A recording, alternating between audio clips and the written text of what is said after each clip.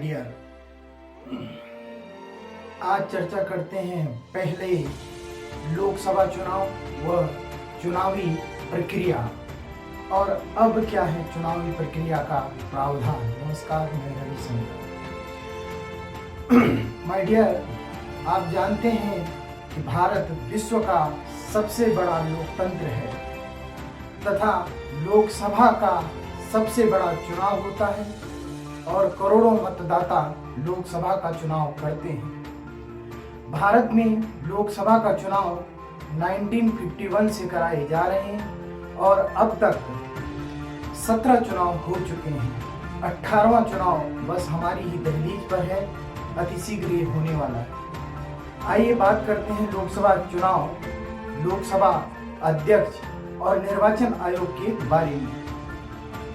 लोकसभा को अगर हम देखें तो लोकतंत्र के इस सबसे बड़े मंदिर में अधिकतम 530 राज्यों के निर्वाचन क्षेत्र से और 20 यूनियन टेरिटरी यानी कि केंद्र शासित प्रदेश से प्रतिनिधि चुने जाते हैं। हालांकि पहले इसमें 2 आंग्ल भारतीय या एंग्लो इंडियन समुदाय के प्रतिनिधियों को राष्ट्रपति मनोनीत करते थे, किंतु 2026 में 126वां संविधान संशोधन विधेयक लाया गया, जिसके द्वारा अब 2 एंग्लो इंडियन मेंबर नहीं जा पाएंगे। सन 2019 में 17वीं लोकसभा के चुनाव में कुल निर्वाचित सदस्य 543 थे। पहली लोकसभा के चुनाव 21 अक्टूबर 1951 से 21 फरवरी 1952 के बीच कराए गए थे। उस समय की बात अगर हम करें, जैसे आज 550 से अधिक नहीं हो सकते हैं, तो पहले लोकसभा चुनाव में 489 सीटें थी तथा संसदीय क्षेत्रों की संख्या 401 थी। अब आंकड़ा देखिए, 489 मेंबर होते थे, 401 निर्वाचन क्षेत्र थे। दरअसल में बात क्या थी कि लोकसभा में कुल 314 ऐसी संसदीय सीटें थी जहां पर सिर्फ एक ही प्रतिनिधि जो है निर्वाचक होकर आता था,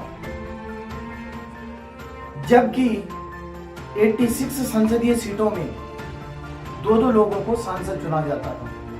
वहीं अगर हम गौर से देखें तो संसदीय जो क्षेत्र नॉर्थ बंगाल यानी कि पूर्वी बंगाल था, उसे 3 सांसद चुने जाते थे। यह व्यवस्था हालांकि 1957 तक ही रही। पहली लोकसभा अगर आप देखें तो 17 अप्रैल 1952 को अस्तित्व में आई और उसकी पहली बैठक 13 मई 1952 को एक प्रकार से आयोजित की गई। लोकसभा के अध्यक्ष गणेश, पहले जो अध्यक्ष थे गणेश वासुदेव मावलंकर थे, वहीं उपाध्यक्ष अनंत सैनम आयंगर थे। लोकसभा का जो अध्यक्ष होते हैं उनको उन्हीं सदस्यों से चुना जाता है। एक चीज को थोड़ा सा गौर से रखना, लोकसभा के अध्यक्ष को कोई शपथ नहीं दिलाता है, क्योंकि वो लोकसभा के सदस्य की शपथ ले चुके होते हैं। अगर हम दूसरी तरफ वहीं देखें कि ये सब कार्य प्रणाली कौन समाप्त करता है, यानी कि चुनावों की प्रणाली कौन समाप्त करता है, तो इंडियन इलेक्शन कमीशन, भारत निर्वाचन आयोग, जिसकी स्थापना आर्टिकल 324 में की गई, जो कि निर्वाचन आयोग को मतदाता सूची के रखरखाव, स्वतंत्र और निष्पक्ष रूप से चुनाव की संचालन की शक्तियां प्रदान करता है। देश के पहले मुख्य चुनाव आयुक्त सुकुमार सेन थे। आपकी जानकारी के लिए यह इम्पोर्टेंट है कि पहले सिर्फ एक मुख्य चुनाव आयुक्त ही इलेक्शन कमीशन में होता था, लेकिन 1989 से लेकर 1990 तक एक मुख्य चुनाव आयुक्त के साथ 2 अन्य चुनाव आयुक्त को भी सेलेक्ट करने का प्रावधान रखा गया।